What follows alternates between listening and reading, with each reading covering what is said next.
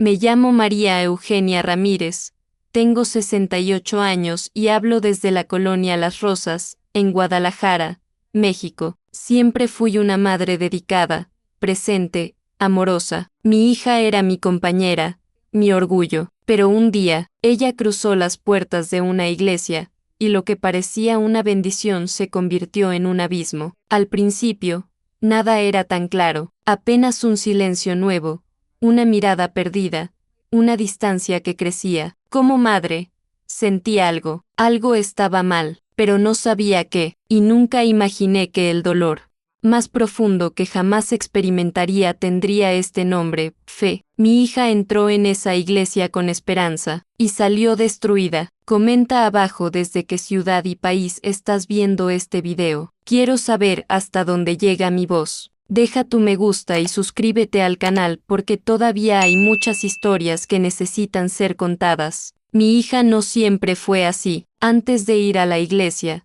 era una joven alegre con un brillo especial en la mirada, tímida, sí, pero cariñosa, dedicada a sus estudios y presente en los pequeños detalles. Teníamos nuestras diferencias, como toda madre e hija, pero había un hermoso vínculo entre nosotras. Disfrutaba cocinando conmigo, me ayudaba con las tareas de la casa incluso después de la adolescencia, seguía recostando su cabeza en mi regazo cuando las cosas se ponían difíciles. Fue una amiga de la universidad quien la invitó a un servicio religioso. Mamá, es una iglesia diferente, hay culto, jóvenes como yo, gente alegre, me dijo. No tenía por qué preocuparme, mejor la iglesia que las fiestas, pensé, mejor el culto que la bebida, y el primer servicio, según ella, fue conmovedor. Regresó hablando de Dios con un brillo en los ojos. Eso me tranquilizó. Entonces llegó la invitación al retiro, un fin de semana entero con hermanos y hermanas en la fe. Insistió muchísimo, y acepté. Me hará bien,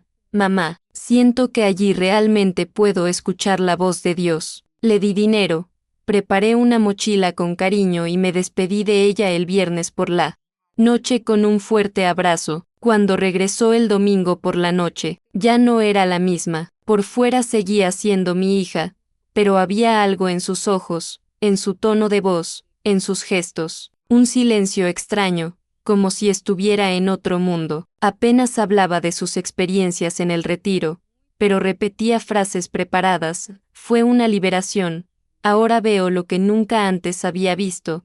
Me llamaron a algo más grande. Cuando intenté averiguar más, solo sonrió con una paz artificial, como quien guarda un secreto. Poco a poco, los cambios se hicieron más visibles. Su ropa fue lo primero. Antes, usaba colores vivos, vaqueros, blusas ligeras, pero, al poco tiempo, empezó a usar solo faldas largas, tonos neutros y camisas abotonadas hasta el cuello. Decía que ahora era una mujer de Dios y que su cuerpo necesitaba mantenerse irreprochable. Luego vino el cambio en su forma de hablar, empezó a evitar las palabras comunes, diciendo que ya no podía bromear sobre ciertas cosas y que necesitaba cuidar más mi vocabulario. En los almuerzos dominicales, que antes estaban llenos de risas e historias, ahora comía en silencio, como si ya no perteneciera a ese lugar. Y cuando hablábamos de planes para el futuro,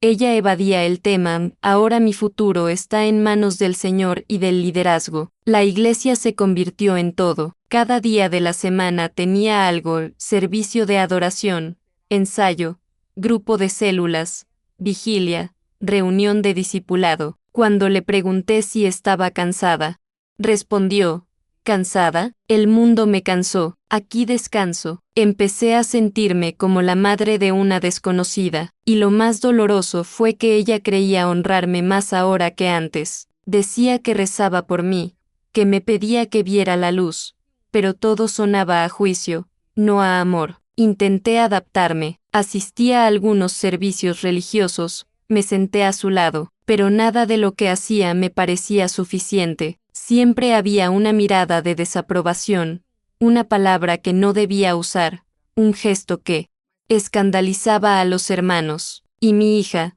mi dulce niña empezó a corregirme con frialdad, como si ahora ocupara un lugar por encima de mí. La gota que colmó el vaso fue cuando, un día, le comenté que me preocupaba su alimentación. Me miró con seriedad y dijo, me basta con el alimento espiritual, me nutro de la palabra. Esa noche, lloré sola en la cocina, no de rabia, sino de dolor. La iglesia me había arrebatado a mi hija, y había puesto en su lugar a una discípula ciega, encantada y obediente, pero ciega al fin y al cabo, y yo, como madre, sentía que cualquier intento de rescatar a la niña que había criado era visto por ella como una amenaza, y aun con el corazón apesadumbrado, intenté ver lo bueno. Pensé, quizás sea solo una fase, quizás todo esto sea en realidad fe, pero en el fondo, algo me inquietaba, porque la fe, cuando es real,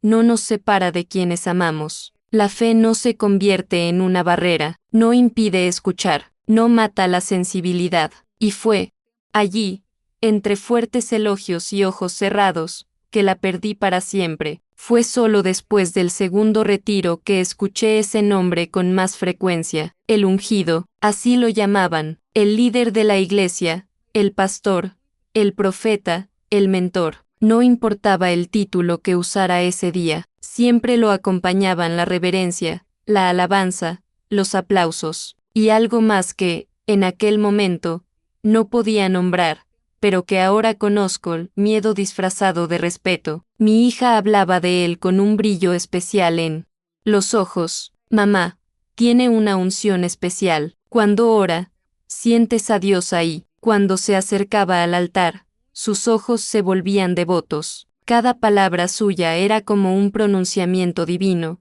y cualquiera que se atreviera a cuestionarlo era acusado de rebelión espiritual. Recuerdo la primera vez que lo vi en persona. Era una noche especial de culto. La iglesia estaba abarrotada. Entró rodeado de jóvenes, sonriendo, saludando a cada uno individualmente. Su presencia era magnética. Tenía un don para la palabra, sabía aprovechar cada pausa, cada mirada, como si pudiera manipular el ambiente con un simple gesto. Y fue allí, esa noche, que sentí un escalofrío en la columna, porque él no predicaba acerca de Dios, sino que hablaba, como si fuera Dios. Dijo cosas como, el Señor me ha revelado algo sobre esta generación, y todos se inclinaron. Quien no obedece el llamado no forma parte del propósito, y nadie se atrevió a gritar más fuerte. Era un servicio, sí, pero con una atmósfera de adoración a un hombre,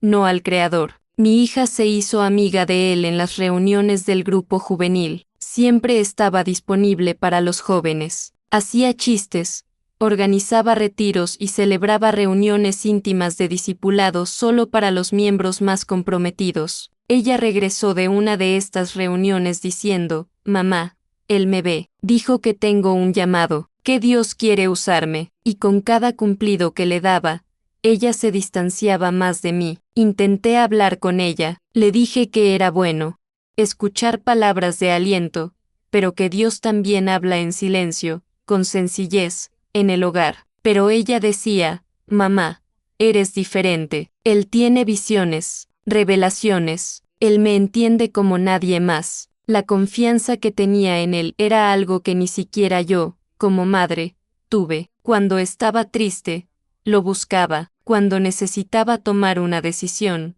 le preguntaba qué pensaba él, no a Dios, ni a la Biblia. Él, y cuando alguien no estaba de acuerdo, ella simplemente decía, él sabe lo que hace, él es el ungido. Empecé a notar patrones extraños, demasiados jóvenes involucrados, demasiado tarde, reuniones tardías, sesiones de discipulado que terminaban después de la medianoche, y su discurso siempre era el mismo, no lo cuestiones. El mundo no entiende el obrar de Dios, pero algo dentro de mí me dolía, porque, en mi interior, mi hija parecía estar desvaneciéndose, ya no pensaba por sí misma, ya no reía como antes, no hacía planes, solo quería estar donde yo estaba, sirviendo donde él ordenó obedecer lo que él dijo, y al mismo tiempo, Había algo en el que me ponía los pelos de punta, su mirada fija, su tono dominante, la forma en que trataba a los demás como si fueran instrumentos. Una vez,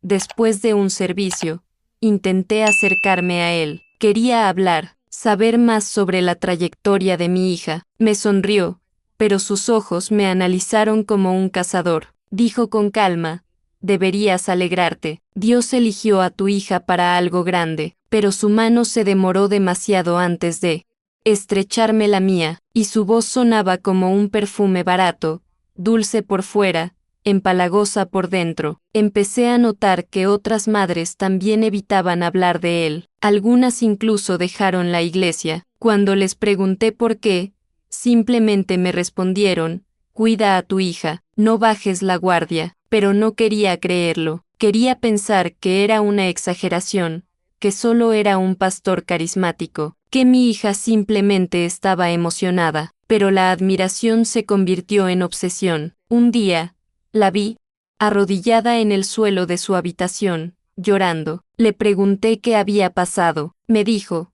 el pastor me llamó aparte para hablar en privado. Me dijo que Dios quiere apartarme para algo más grande, pero que todavía no puedo contárselo a nadie. Siente cómo se te hiela la sangre. Ya no era fe, era control, era poder disfrazado de espiritualidad. Y lo más peligroso, mi hija creía que era amor. Empecé a observarlo con más atención, haciendo preguntas, observando cada vez que la llamaba a su oficina, pero ella se molestaba. Mamá, no lo entiendes. Es un hombre de Dios. Él me guía. Intenté decirle: un verdadero hombre de Dios no se aísla, no se esconde, no infunde miedo. Ella me miró con tristeza y respondió: el diablo también trata de alejarnos de los ungidos. Y lloré, porque me di cuenta de que la había perdido, no por un error, no por un pecado, sino por un hombre que se puso en el lugar de Dios. Era una tarde cualquiera, estaba preparando la cena cuando ella se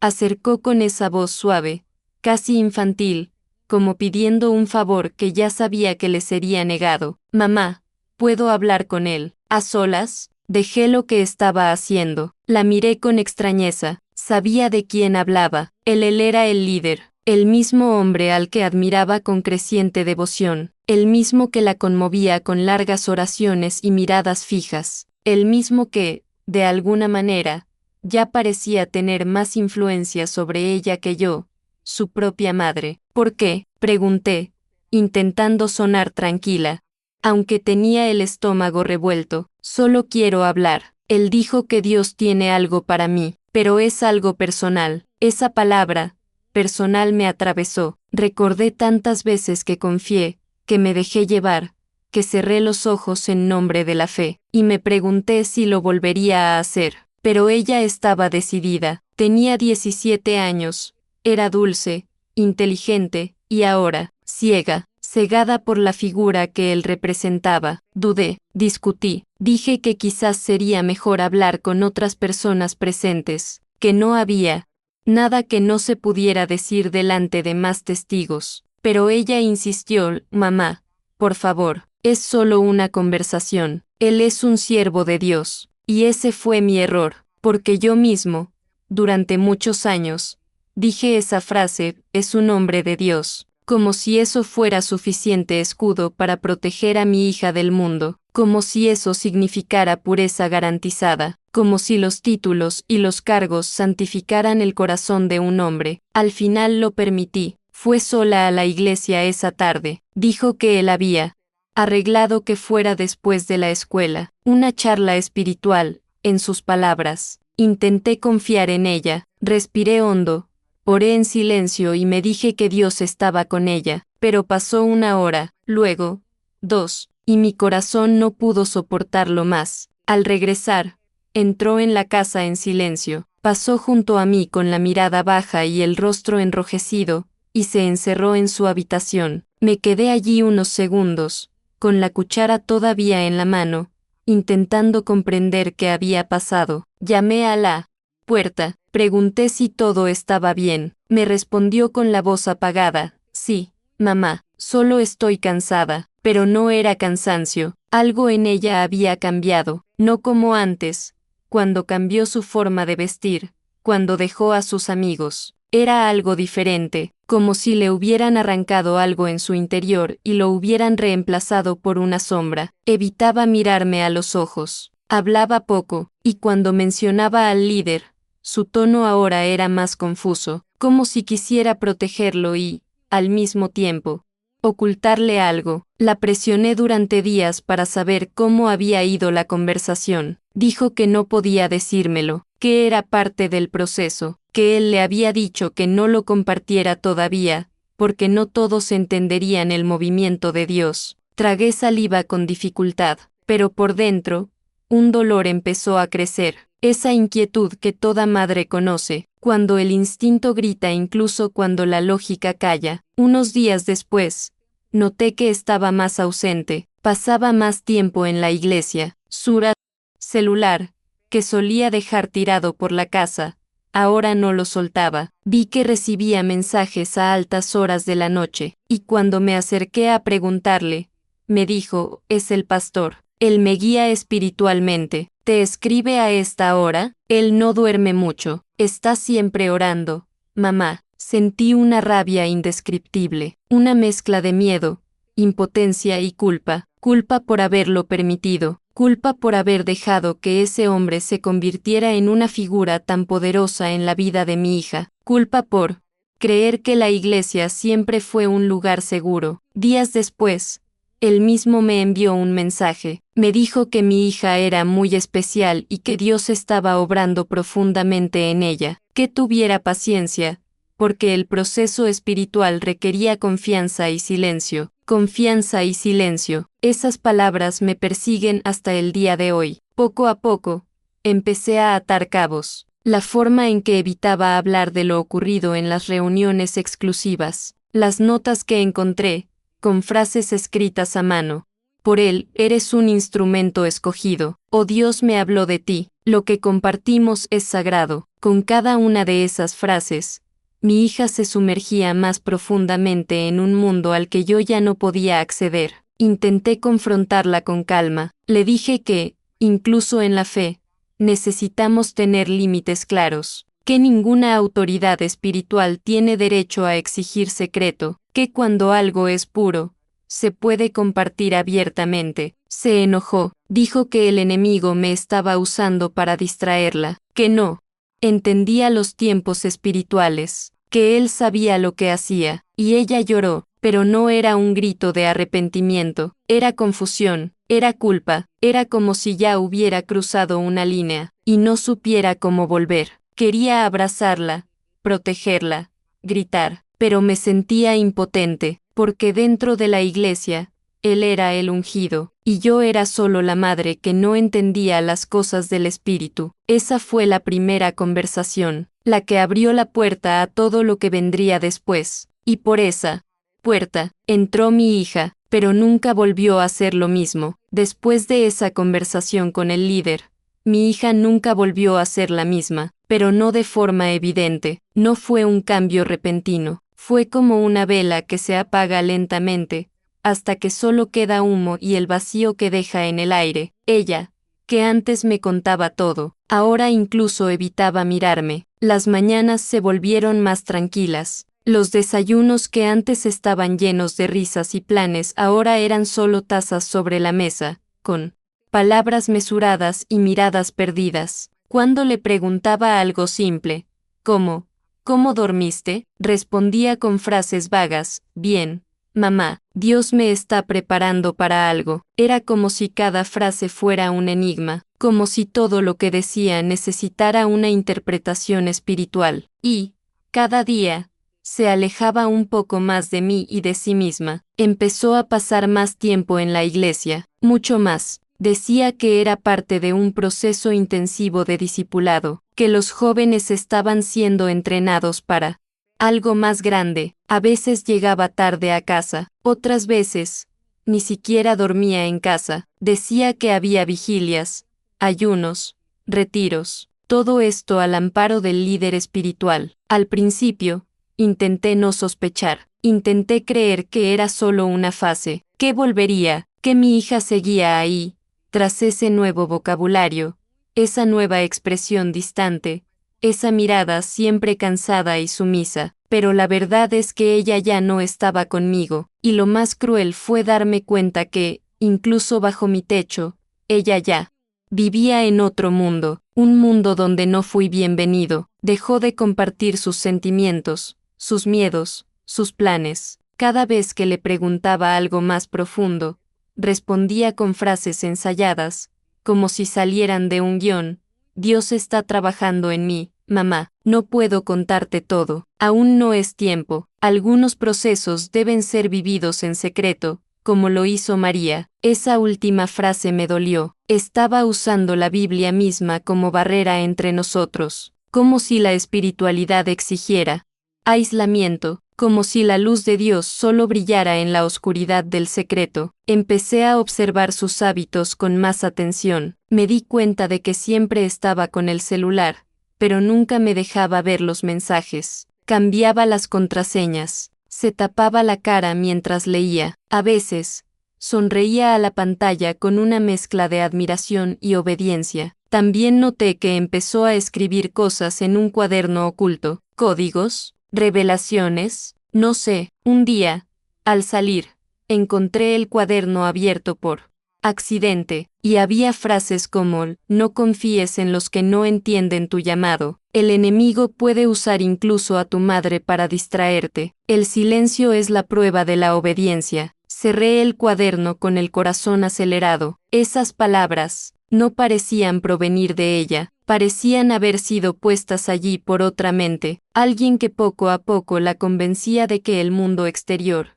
incluyéndome a mí, era un obstáculo para su misión divina. Intenté confrontarla de nuevo. Le dije que estaba preocupada, que extrañaba a mi hija, que ya no la reconocía, que quería saber qué estaba pasando. Me miró un segundo que pareció una eternidad. Había dolor en sus ojos, pero también miedo y culpa, y ella respondió en voz baja: mamá, no puedo hablar contigo de eso, tú no lo entenderías. Intenté insistir, decirle que soy su madre, que siempre he estado con ella, que todo lo que he hecho en la vida ha sido por amor, pero era como hablarle a un espejo. Su imagen estaba ahí, pero su alma no. Se levantó, agarró su bolso y dijo que tenía una reunión urgente, una reunión especial con el líder. Salió cerrando la puerta suavemente, y dejando tras de sí el más absoluto silencio, y ese silencio se convirtió en mi compañero, porque no solo estaba en casa, estaba dentro de mí. Era el sonido de la impotencia, de la culpa, del miedo de haber perdido a mi hija, no para el mundo, sino para algo que se disfrazaba de cielo. Los días siguientes fueron cada vez más tensos. Apenas comía en casa, dormía poco, a veces lloraba sola en su habitación, otras veces se iba sonriendo tras recibir una llamada del pastor. Ya no sabía qué era la verdad, qué era la manipulación, qué era la fe, y qué era el control. También noté que se distanciaba de todos, primos, amigos, abuelos. Ya no le importaban los cumpleaños, no respondía a los mensajes de su tía, a quien adoraba. Decía que todos estaban distraídos por el mundo y que ya no podía dejarse contaminar por esas influencias. Ella vivió para la iglesia, más específicamente, ella vivía para él, el hombre a quien todos llamaban el ungido, y lo más cruel es que, aún viendo todo esto, me sentía atada, porque cada intento de acercarme era visto como persecución, cada pregunta, como rebelión espiritual, cada gesto maternal de cariño, como una amenaza al propósito. Ella dijo: mamá, no pelees contra lo que Dios está haciendo, pero yo ya sabía, en el fondo, que Dios no estaba detrás de ese silencio. Dios no silencia las voces. Dios no separa a madres de hijas. Dios no transforma el amor en miedo. Los que hacen esto son hombres, hombres que hablan en su nombre, pero actúan según sus propios deseos. El silencio de mi hija fue el principio del fin, y aún sin decir palabra, me lo dijo todo con la mirada. Al principio, quería creer que todo era normal, que mi hija simplemente se estaba entregando a una nueva etapa de fe, que este silencio y esta intensa transformación eran solo parte de algo más grande que aún no entendía, pero, con el paso de las semanas, algo dentro de mí empezó a gritar. No era solo anhelo, era una premonición, una inquietud constante, una extraña sensación en el estómago cada vez que salía de casa para otra vigilia, retiro o llamada del líder. Empecé a observarla con más atención. Su cansancio era visible, tenía los ojos siempre hundidos, como si no hubiera dormido. Su forma de hablar era robótica, como si las palabras no salieran de su corazón, sino de un guión. La forma en que evitaba hablarme, como si siempre anduviera con pies de plomo, siempre temerosa de romper una regla invisible. Y un día llegó a casa llorando. Me levanté de inmediato, corrí hacia ella y le pregunté qué había pasado. Ella simplemente negó con la cabeza y murmuró: «Estoy bien, fue solo una prueba espiritual». Me quedé paralizado, porque por primera vez vi en sus ojos no solo tristeza, sino miedo. Eso me rompió por dentro. Tenté insistir. Pregunté se alguien había dicho algo, feito algo. Ella só dicía que no podía hablar porque el líder ya estaba orando por eso y que no debía poner en duda lo que Dios estaba haciendo. Eso no era fe, era manipulación. Fue entonces cuando decidí hablar con otras madres. Algunas también tenían hijos en la misma iglesia. Busqué nombres, números de teléfono, redes sociales. Logré agendar un café con 2 de ellas, y cuando empecé a hablar, noté un patrón. Sí, mi hija también cambió. Ya no sale, solo va a la iglesia. Dice que Dios le está revelando cosas que no puede compartir. Pero cuando intenté profundizar más, todos retrocedieron. Uno de ellos sonrió incómodo y dijo: «A veces exageramos como madres. Son jóvenes. Están buscando a Dios. Es mejor dejarlos crecer en su fe». Otro simplemente murmuró: «Mejor no hablar demasiado de eso. No quiero problemas». ¿Problemas? Esto me puso en alerta. ¿Por qué tanto miedo? ¿Por qué tanto silencio? ¿Por qué tantas madres guardan silencio, incluso cuando se dan cuenta de que algo anda mal? Regresé a casa con el corazón apesadumbrado. Miré a mi hija y vi a alguien cada vez más aislado. Ya no reía, no bailaba, no hablaba de sueños, no hacía planes, solo cumplía con los deberes espirituales que le asignaba el líder. Era como si ella viviera para él. Empecé a escuchar algunas grabaciones de los servicios. Ella trajo CD y memorias USB. Un día, sin que se diera cuenta, me puse unos auriculares y escuché una de las grabaciones. El líder diría cosas como: «Si tu familia no entiende tú llamado, corta ese vínculo». El enemigo se disfraza de madre amorosa para desviarte. Solo los obedientes verán la gloria, los tibios serán vomitados. Mis ojos se llenaron de lágrimas, porque allí estaba la semilla de lo que estaba destruyendo a mi hija. Por eso ya no me miraba con el mismo cariño. Por eso tenía miedo de abrazarme. Le estaban enseñando que yo era un obstáculo, que el amor maternal era una distracción, que la duda era rebelión espiritual. Pasé muchas noches sin dormir. Intenté pedirle consejo a una vecina evangélica que asistía a otra iglesia. Le mostré algunos fragmentos y le conté brevemente lo que estaba pasando. Y ella, con mucha sinceridad, me dijo: «Eso no es el evangelio, señora, es una secta». Esa palabra me dolió, porque, hasta entonces, seguía intentando creer que era solo una exageración, una fase, pero fue más que eso. Era una prisión invisible, control mental disfrazado de llamado divino, y lo que es peor, el encarcelamiento no se impuso con gritos, sino con versículos bíblicos distorsionados, con promesas de bendiciones, con amenazas de condenación espiritual para quienes desobedecieran. A mi hija la estaban condicionando a temer incluso sus propios pensamientos, a silenciar su conciencia, a aceptarlo todo sin cuestionarlo, porque desobedecer al líder es desobedecer a Dios. Y entonces todo tuvo sentido: agotamiento, aislamiento, frases inconexas, miedo a hablar, el peso sobre sus hombros, Ella no estaba siendo guiada, estaba siendo oprimida, y nadie hizo nada, ni las madres, ni los tíos, ni los líderes externos, porque todos pensaban que era solo una fase espiritual, pero yo sabía, eso no era espiritualidad, era sumisión ciega, era violencia disfrazada de fe, era abuso emocional en nombre de un Dios falso, y fue entonces cuando una nueva pregunta empezó a rondarme, ¿y si ya es demasiado tarde? Porque cada día que pasaba, mi hija desaparecía un poquito más, y sabía que necesitaba actuar, antes de que ella dejara de existir por completo. Ese martes por la mañana, nada parecía diferente, el cielo estaba despejado, el café se enfriaba en la mesa y mi hija se movía por la casa en un silencio aún más profundo que los días anteriores. Había algo en su actitud, una prisa contenida,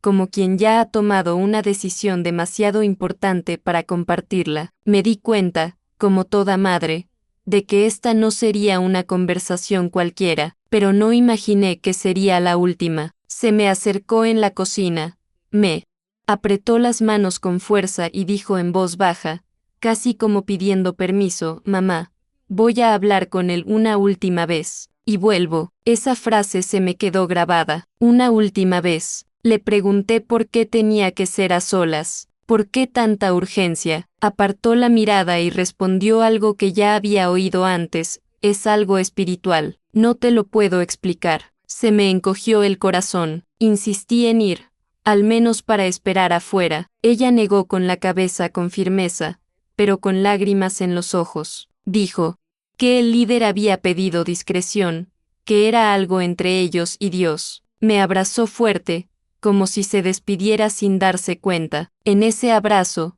sentí miedo, un miedo que no provenía de la razón, sino del instinto. Vi a mi hija salir por la puerta con su pequeño bolso, sin documentos adicionales, sin cambiarse de ropa. Dijo que volvería antes del anochecer. No tardo, fueron sus últimas palabras. Me quedé mirando desde la ventana hasta que dobló la esquina. No sabía que ese sería el último momento en que la vería caminando sola, por sus propios pies. Las horas transcurrían lentamente, el reloj parecía burlarse de mí. Al mediodía, envié un mensaje preguntando si todo estaba bien. No hubo respuesta. A las 3 de la tarde, llamé, buzón de voz. A las 5, volví a llamar. Nada. El sol empezó a ponerse y una sensación de angustia invadió la casa. Esa sensación de que algo andaba mal empezó a convertirse en pánico. Cuando oscureció y no había regresado,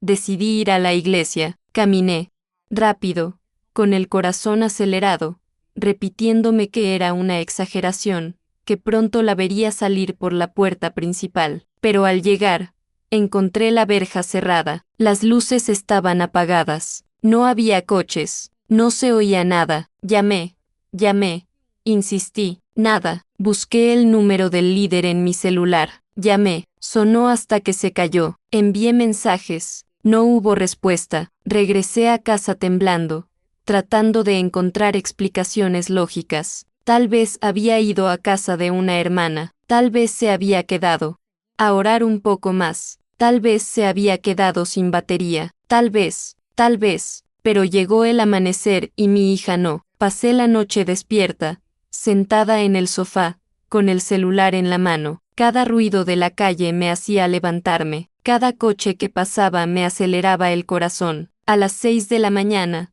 volví a la iglesia. Esta vez, encontré a una asistente limpiando la entrada. Pregunté por ella, me miró confundido y dijo, ayer no vino nadie. Esa frase me dio un escalofrío. Insistí, le dije, su nombre, la hora aproximada. Repitió secamente, no tengo constancia de eso. Fui a buscar al líder. Dijeron que estaba en un retiro espiritual. Nadie sabía cuándo regresaría. Nadie podía ayudarme. Nadie había visto a mi hija. Fue como si la hubieran borrado de repente. Regresé a casa y empecé a llamar a amigos, familiares y a cualquiera que pudiera haber tenido contacto con ella. Nadie sabía nada. No contesté los mensajes. El teléfono estaba apagado. Las redes sociales estaban en silencio. Ni rastro de ella. Fue en ese momento que la realidad me golpeó como un puñetazo en el pecho. Mi hija había desaparecido tras ir a hablar con el líder de la iglesia, sola, en silencio, confiando. La policía fue el siguiente paso. Presenté una denuncia y les conté todo, desde la conversión hasta la solicitud final, pero cuando intentaron contactar con la iglesia, la respuesta fue la misma: se fue por voluntad propia, no tenemos ninguna responsabilidad, no sabemos nada. ¿Cómo puede una madre aceptar esto? Mi hija no era de las que se escapaban, no era de las que desaparecían, no era de las que lo abandonaban todo sin previo aviso. Algo pasó durante esa conversación, algo que nadie quería decir, algo que todos preferían ocultar, y en el fondo sabía que voy a hablar con él una última vez. No era una simple reunión, era un punto final que alguien había decidido plantear en su nombre. Desde ese día, mi vida se ha dividido en un antes y un después de ese martes. Antes, tuve una hija. Después, tengo preguntas, silencio, y un dolor que no desaparece, porque mi hija entró a esa iglesia creyendo que sería escuchada, y nunca regresó a casa. Al día siguiente de la desaparición de mi hija, me desperté con un peso y un corazón roto. No dormí, no comí, solo respiraba por necesidad. Lo primero que hice fue volver a la iglesia. Esta vez, no fui como una madre preocupada, fui como una madre desesperada. Crucé esas puertas que una vez me parecieron sagradas con el corazón ardiendo. Decidida a no irme sin respuestas, entré llamándola por su nombre. Recorrí con la mirada cada banco, cada pasillo, cada habitación lateral. El olor a limpieza mezclado con incienso me dio náuseas. Parecía que el lugar seguía exactamente igual, como si nada hubiera pasado, como si mi hija nunca hubiera existido allí. Fui a la oficina, pregunté si había un registro de entrada, dijeron que no. Pregunté si alguien la había visto, desvió la mirada, se encogió de hombros. Una mujer murmuró: no sé.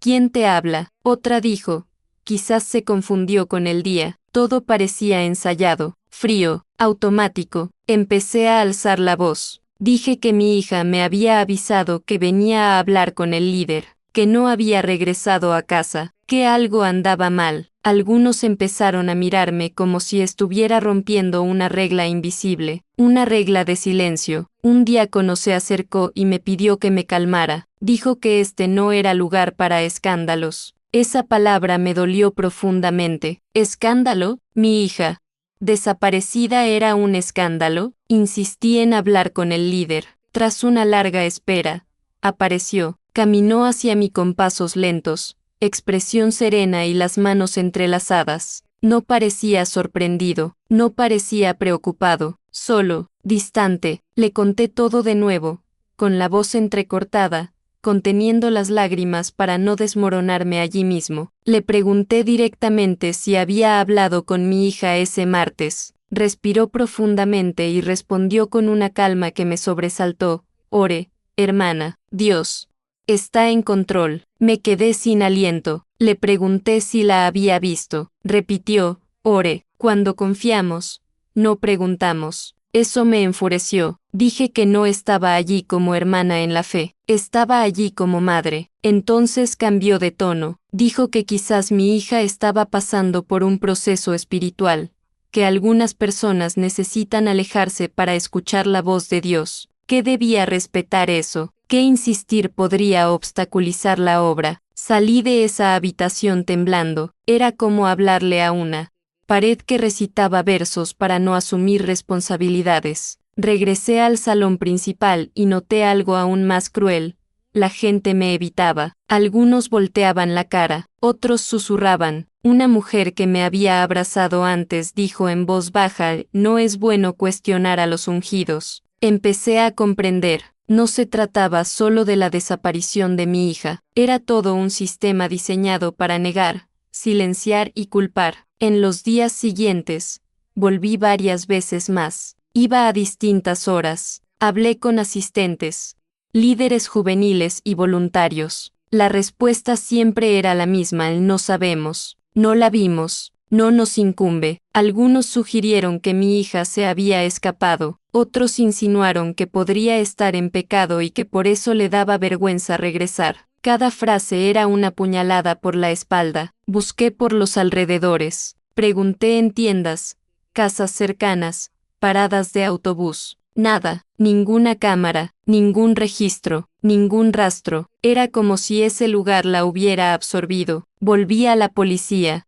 Con esta información, pero sin pruebas ni testigos, todo quedó paralizado. La iglesia se negó a cooperar. Dijeron que no podían violar la privacidad espiritual de sus miembros. La ley parecía no aplicarse en ese caso. En casa, empecé a sentir miedo, no solo por mi hija, sino por mí misma. Empecé a notar coches aparcados cerca de mi calle. La gente me observaba desde lejos al salir del supermercado. Llamadas telefónicas silenciosas. Mensajes anónimos que me decían que lo dejara en manos de Dios. Pero, ¿cómo puede una madre entregar su silencio a la fe cuando la fe fue utilizada para arrebatarle a su hija? Cada día sin respuesta era una tortura. Cada noche sin noticias era un duelo suspendido. No podía llorar como quien ha perdido a alguien, ni esperar como quien sabe que lo encontrará. Estaba atrapado en el medio, en el limbo, y lo que más me dolió no fue solo la ausencia de mi hija, fue la certeza de que todos sabían más de lo que decían, que algo se ocultaba, que su silencio era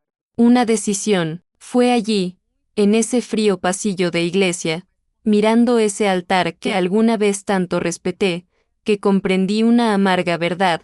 Cuando una institución se protege a sí misma más que a las personas, deja de ser la casa de Dios, y se vuelve cómplice del mal. Y me prometí, no me detendré, no aceptaré las oraciones como respuesta, no aceptaré el silencio como verdad, porque mi hija no desapareció sola, fue abandonada por todos los que decidieron no hablar, y ya no seré yo quien se quede callado. Tras semanas de tocar puertas y recibir siempre las mismas respuestas vacías, algo empezó a cambiar. No vino de la iglesia, no vino de la policía, vino del silencio, roto poco a poco en susurros, como si alguien estuviera probando si aún era seguro hablar. Primero, fue un breve mensaje en mi celular, de un número desconocido: su historia no es la única. Releí esa frase varias veces, con el corazón acelerado. Por primera vez desde que desapareció mi hija, sentí miedo y confirmación.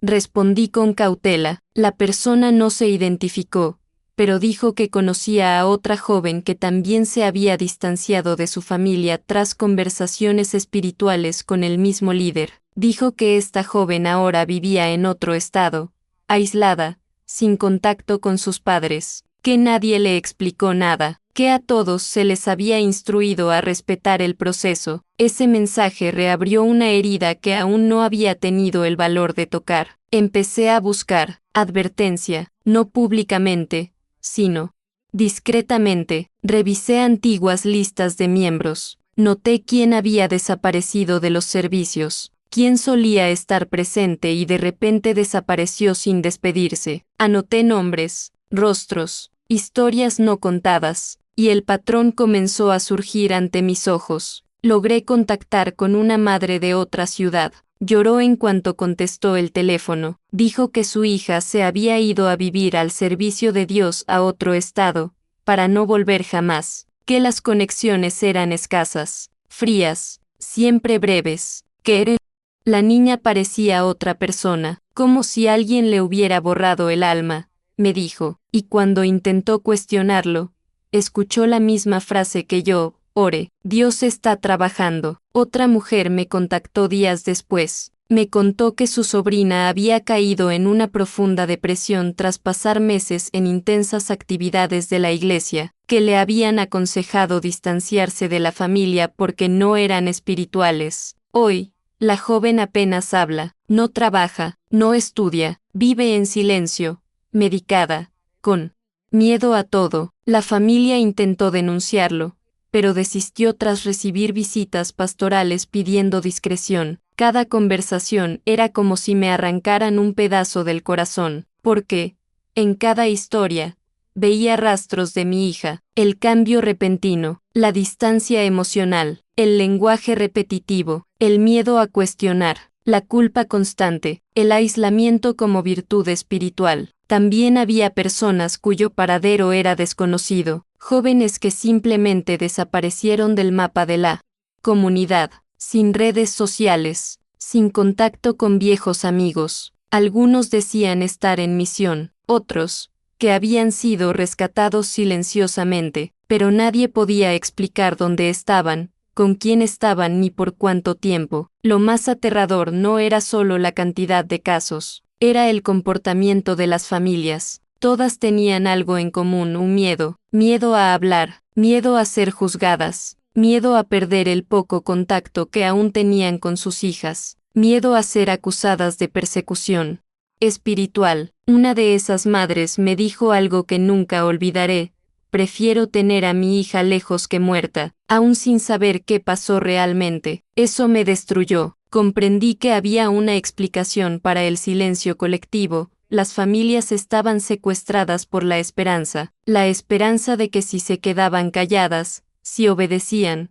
si no causaban problemas, tal vez algún día sus hijas regresarían. Hablar significaba romper el último lazo que las unía a sus hijas. Y así, una a una, las voces fueron silenciadas. Algunas jóvenes estaban físicamente vivas, pero emocionalmente destrozadas. Otras estaban lejos, aisladas, sin identidad propia, y había algunas cuyo paradero nadie podía confirmar. Y todo esto se consideraba un estímulo para el sacrificio en nombre de la fe. Empecé a comprender que mi hija no solo había desaparecido, había sido absorbida por un sistema que sabía exactamente cómo borrar a la gente sin dejar rastros visibles, sin sangre, sin gritos, solo culpa, miedo y obediencia. Y nadie habló, porque alzar la voz significaba ser tildado de rebelde, un instrumento del mal, alguien que obstaculiza el trabajo. Pero en ese momento,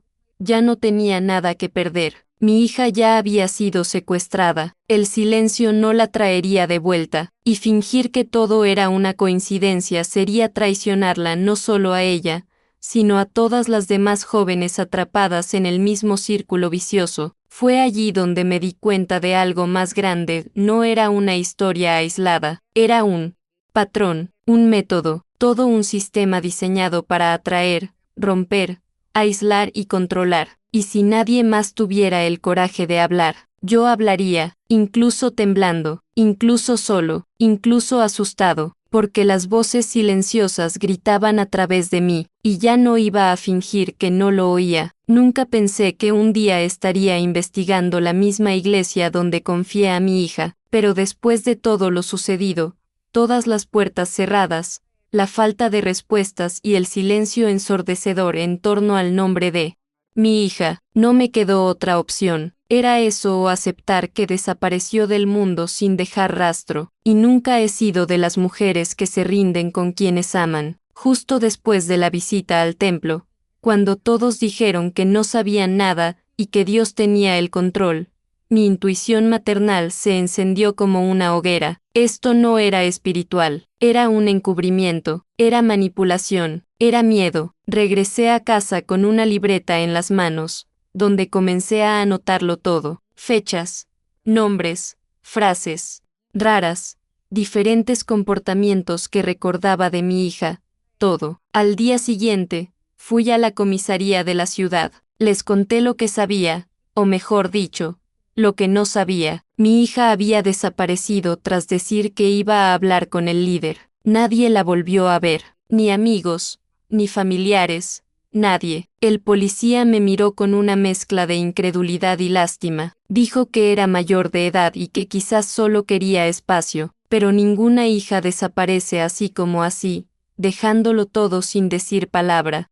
Le enseñé fotos, mensajes antiguos, detalles del día. Aún así, la respuesta fue la misma: tomaremos nota y te avisaremos si aparece algo. Desde el principio presentí que algo andaba mal. Una semana después, fui al registro civil para solicitar un registro de cualquier actividad que pudiera indicar un cambio de estado civil. domicilio o cualquier otra información sobre mi hija. Nada, ninguna actualización, como si hubiera dejado de existir. Entonces decidí buscar ayuda legal. Un abogado amigo de la familia escuchó mi historia y aceptó ayudarme. Empezamos a presentar solicitudes formales de información. Solicitamos oficialmente a la iglesia que nos proporcionara registros de asistencia a reuniones, fotos de eventos, cualquier cosa que pudiera demostrar que mi hija estuvo allí esos últimos días. Fue entonces cuando la sorpresa se convirtió en una pesadilla. La respuesta de la iglesia llegó en forma de una carta fría, firmada por uno de sus abogados. Decía que mi hija nunca había sido miembro de la congregación y que no había registros en el sistema con su nombre. Leí eso y sentí un golpe en el estómago. Yo misma la había llevado a tantos servicios. La había visto frente al altar. ¿Cómo podía negar su existencia? Mi abogado solicitó legalmente la presentación de los archivos, pero la iglesia alegó que todos los datos se habían perdido debido a fallos en el sistema de almacenamiento. ¿Casualidad? Ya no creía en las coincidencias. Empecé a hablar con los padres de otras jóvenes que también habían desaparecido misteriosamente. Algunas habían sido transferidas a misiones en otros estados. De otras, nadie sabía ya dónde estaban. Una de estas madres me contó, llorando, que su hija había regresado después de 2 años, perturbada, silenciosa, con ataques de pánico. Solo dijo que Dios sabía lo que había pasado y que no podía contárselo a nadie. Eso me heló la sangre. Le pregunté si había presentado una denuncia. Me miró con ojos profundos y dijo, lo intenté, pero cuando te enfrentas a los ungidos de Dios, te hacen quedar como una loca. La frase resonó en mi interior. A mí también me trataban como a la desequilibrada. Mis familiares empezaron a distanciarse. La gente de la iglesia empezó a evitarme en la calle. Me miraban con desprecio, como si hubiera traicionado la fe. Todo porque quería saber dónde estaba mi hija. Unos días después, decidí visitar el templo de nuevo, esta vez con mi abogado. Nos recibieron con frialdad. Cuando pedimos hablar con el líder, nos dijeron que estaba en ayuno espiritual y no podía ser interrumpido. La iglesia estaba cada vez más rodeada de muros, tanto físicos como simbólicos, pero no me detuve. Empecé a buscar entre videos antiguos, transmisiones en vivo y publicaciones de la iglesia en redes sociales. Revisé cada imagen buscando un rostro, una sombra, cualquier rastro de mi hija. En un video de 2 meses antes de su desaparición, la encontré sentada en primera fila.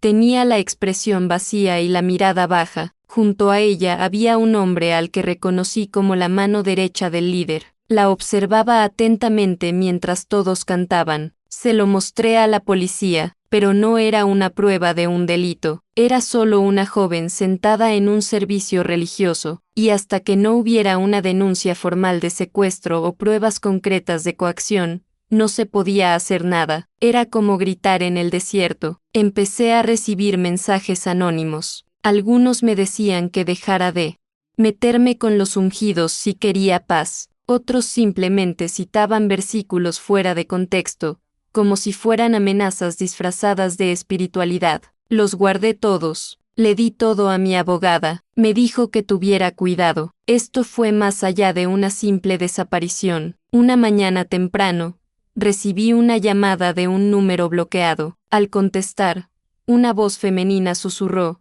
está viva, pero no puede hablar. Antes de que pudiera preguntar nada, la línea se cortó. Intenté devolver la llamada, pero fue imposible. Me mantuvo despierto durante días. ¿Sería cierto? ¿Alguien intentaba engañarme? En ese momento, ya no confiaba en nadie, pero algo dentro de mí me decía, mi hija no desapareció, fue borrada, y si intentan ocultarlo es porque tienen miedo de la verdad. Continué la investigación con mayor intensidad. Descubrí que la iglesia ya había sido objeto de demandas en el pasado, acoso psicológico, manipulación emocional, control de la vida personal. Nada que llegara a los tribunales, por supuesto, pero los relatos estaban ahí, en foros, blogs, vídeos eliminados. Era como juntar las piezas de un rompecabezas con partes ocultas deliberadamente. Cuanto más cavaba, más me daba cuenta, la desaparición de mi hija no fue un caso aislado, fue parte de algo más grande, algo más oscuro, un sistema que se protegió con el silencio, con el miedo, con supuestas pruebas divinas. Y yo, solo era una madre que intentaba encontrar a su hija, en un mundo donde la fe se ha convertido en una prisión. Durante mucho tiempo, creí que guardar silencio era la única manera de sobrevivir. La vergüenza, el miedo, la culpa, todo se acumulaba sobre mis hombros como una cruz que no había elegido cargar. Cuando mi hija desapareció, no fue solo su cuerpo el que se desvaneció, fue como si me hubieran arrebatado el alma, y lo peor no fue la ausencia, sino el silencio que siguió, el silencio de las personas en las que confiaba, el silencio de la iglesia donde una vez encontré consuelo, el silencio de mi propia fe, que parecía haberme abandonado. Al principio, aún tenía esperanza, todavía creía que regresaría, que todo esto era un malentendido, que tal vez solo estaba en un retiro, una misión, algo espiritual, como decían. Pero luego llegaron los meses, las miradas que apartaban la mirada cuando preguntaba, los líderes que cerraban las puertas con sonrisas y oraciones vacías, las respuestas automáticas, los sermones sobre no tocar a los ungidos, y todo esto me estaba matando. Poco a poco, había noches en las que gritaba contra la almohada, temiendo volverme loca, otras, en las que bajaba a la puerta, pensando que oiría sus pasos, pero siempre era el mismo vacío, y fue en ese silencio que algo en mí empezó a cambiar. El dolor se convirtió en fuerza, el anhelo en indignación, y la fe, no murió, simplemente cambió de forma. Fue en una de esas largas noches que recibí un mensaje de una mujer desconocida. Había visto mi publicación desesperada en una vieja red social. Me contó que a su hermana, también joven, también involucrada con el siervo de Dios, le había pasado lo mismo. Esto me dolió profundamente, pero también me encendió, porque, en ese instante, me di cuenta de que no estaba solo. Desde allí, otras voces comenzaron a surgir, voces tímidas, ocultas, heridas, mujeres que una vez también confiaron, madres que perdieron a sus hijas a manos de una estructura que se hace pasar por santa, pero esconde el abuso tras versículos y amenazas espirituales, y supe que ya no podía callar. Por eso decidí grabar este video, no por venganza, no por escándalo, sino porque alguien necesitaba decir la verdad. Y si yo, como madre, como mujer, como hija de Dios, ella debería permanecer en silencio, sería cómplice de todo esto, y no lo soy. No soy cómplice de quienes destruyen familias en nombre de la fe, no soy cómplice de quienes silencian a las mujeres con versículos distorsionados, no soy cómplice de líderes que usan el nombre de Dios para manipular, dominar y herir. Grabar esta historia no fue fácil, revivir cada detalle me conmovió profundamente, pero al mismo tiempo, me sanó, porque, por primera vez en mucho tiempo, sentí, dueño de mi voz por primera vez. No pedí permiso para sentir, para recordar, para llorar, para gritar. Hoy vuelvo a empezar, no tengo todas las respuestas, sigo sintiendo la ausencia de mi hija como un puñal clavado en el pecho, pero he descubierto que es posible caminar con heridas abiertas, es posible seguir adelante incluso con el corazón roto, y, más que eso, es posible transformar el dolor en propósito. La fe que tengo ahora ya no es ciega, es una fe consciente, una fe que busca la verdad, que entiende que Dios no se ofende cuando hacemos preguntas, que Dios no nos castiga por querer proteger a nuestros hijos, que Dios, Él no está atrapado dentro de templos que ocultan el mal con telas sagradas, Él está en la verdad, en el coraje, en la justicia, y en la compasión. Si has llegado hasta